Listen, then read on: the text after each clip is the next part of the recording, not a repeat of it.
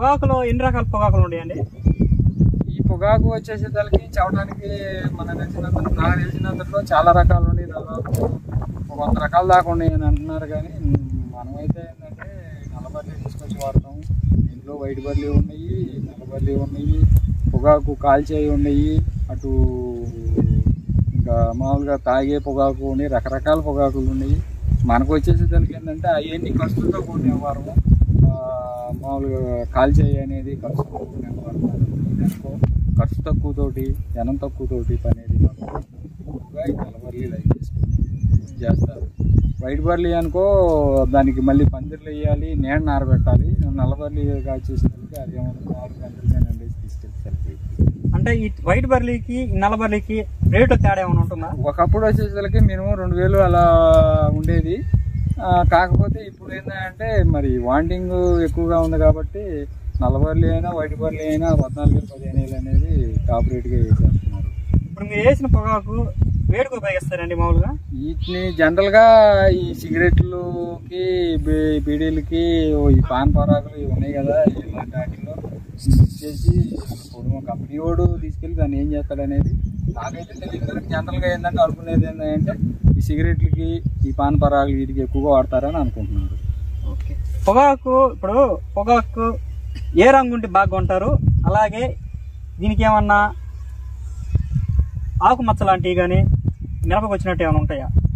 ఈ పొగాకులో అదేముండదండి, ఆకుమచ్చ లేదు, పాడలేదు, ఏం లేదు, ఎట్లా ఉన్నా కొంటున్నారు. కాకపోతే రంగు విషయంలోకి వచ్చేసరికి కొంచెం చింతపండు రంగు, బాగా ఎరుపు రంగు చింతపండు రంగు ఉంటే మంచి క్వాలిటీ రంగు బాగా ఉంటుందని ఎక్కువగా ఆ రంగు ఉంటే మటుకి బాగా లైక్ చేస్తారు. ఉన్న మ్యాగ్జిన్ రేట్ వేస్తారు. రంగు తక్కువ అయితే 1000 రూపాయలు తక్కువ వేస్తారు. రంగు బాగుంటే జనరల్గా రంగు బాగా రావాలంటే మనం వ్యవసాయంలో మనం పెట్టే దుక్కిలో పొటాష్ అనేది ఒక కట్ట కనుక మనం వేయగలిగితే ఎకరానికి రంగు బాగా వచ్చింది. పొటాష్ అనేది మనం వేసుకోగలిగితే బాగా వచ్చింది రంగు. అలాగే అండి, ఇప్పుడు మిరపకు వచ్చినట్టు తాలు ఈ పొగాకు కూడా ఏమైనా వస్తుందా? అదేం లేదు. మిరపలా వేరే పైరులాగా వేరే ఏమి ఉండదు. ఏదైనా ఒకటే పంట, ఒకటే వేరే వేరే. అంటే అట్లా కాదండి, కొంతమంది అంటా ఉంటారు లేసాకు లేసాకు అంటున్నారు కదండి, ఎలా వస్తుంది, దీనికి వస్తుందండి? లేసాకు అంటే ఇప్పుడు మన పంట పండిన తర్వాత ఆకు గ్రీన్ అంటే ఎల్లో షేడ్కు వస్తుందిరా, గ్రీన్ షేడ్ నుంచి ఎల్లో షేడ్కి మారుతుందిరా, పసుపు కలర్కి మారుతుందిరా అనుకున్న టైంలో ఆకు కొట్టించి ఎండబెట్టుకుంటే మంచి రంగు వచ్చింది. కానీ ఏంటంటే మనం ఆ ఎల్లో షేడ్ కూడా ఎక్కువగా ఎల్లో షేడ్ వచ్చి వైట్ కలర్, ఎల్లో షేడ్ నుంచి తర్వాత వైట్ కలర్కి మారింది. అలా వైట్ కలర్ వచ్చిన తర్వాత నువ్వు కొట్టావు అనుకో ఆ ఉన్న రంగు మంచి రంగు రాదు. ఆ తూకం వచ్చేసరికి ఆకులో తూకం కూడా తగ్గిపోయిద్ది, లేస్ వచ్చింది. అప్పుడు దాన్ని కనీసం 2-3 వేలు వ్యత్యాసంతో కొంటాడు రైతు కొనే వ్యాపారస్తుడు. కాబట్టి ఏంటంటే అది కూడా కొంచెం జాగ్రత్తగా రైతు చూసుకోవాలి.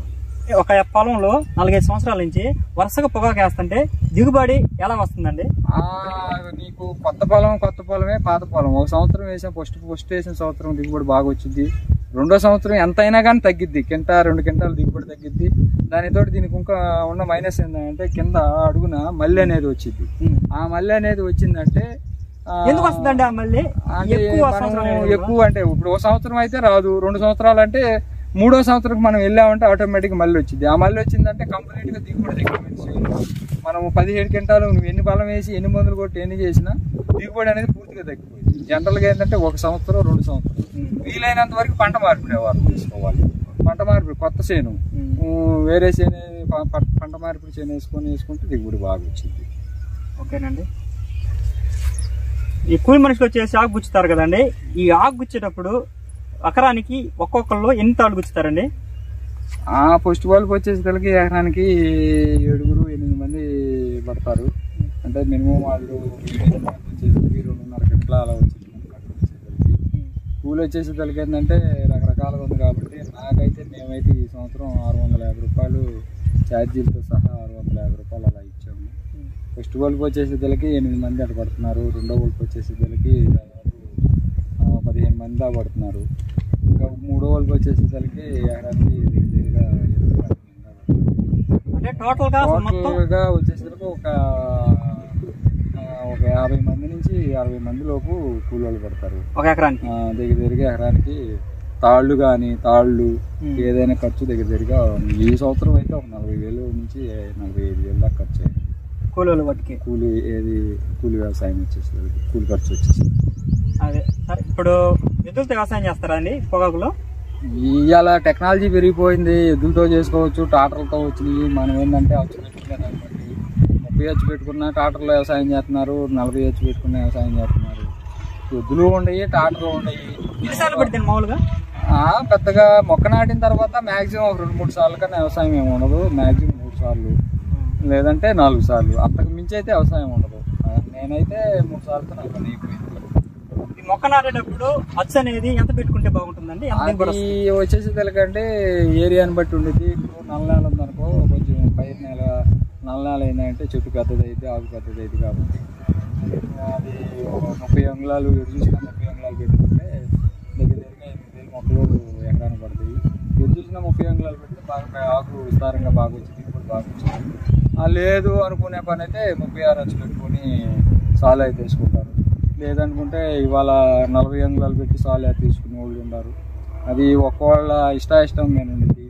నేనైతే ఎటు చూసినా 30 అంగుళాలు పెట్టాను. నాకు 17-18 గంటలు దిగుబడి అనేది గత 3 సంవత్సరాల నుంచి వస్తుంది.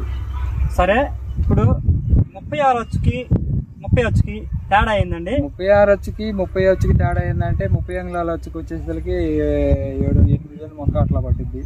36 వచ్చు వచ్చేసరికి ఇంకొక 1000 మొక్క అదనంగా పట్టింది.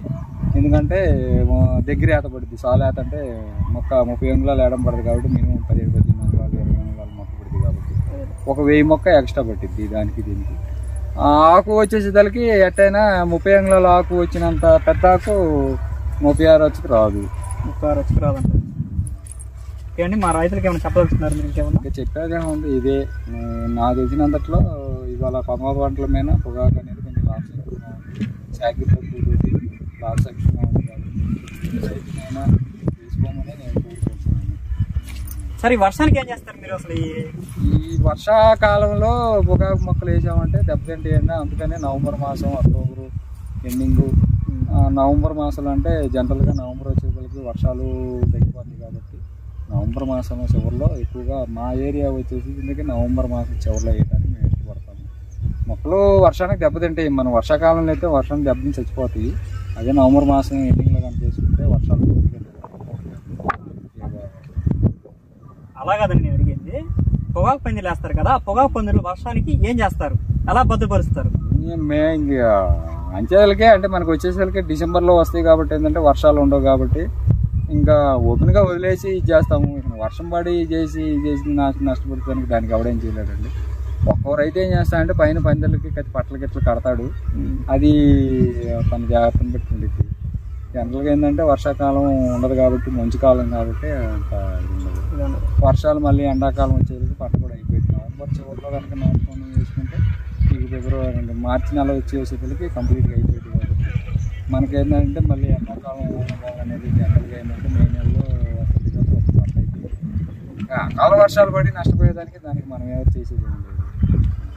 పొగాకు కింటా రేటు, మిర్చి కింటా రేటుకి ఉంటుంది అంటున్నారు, నిజమేనా అండి?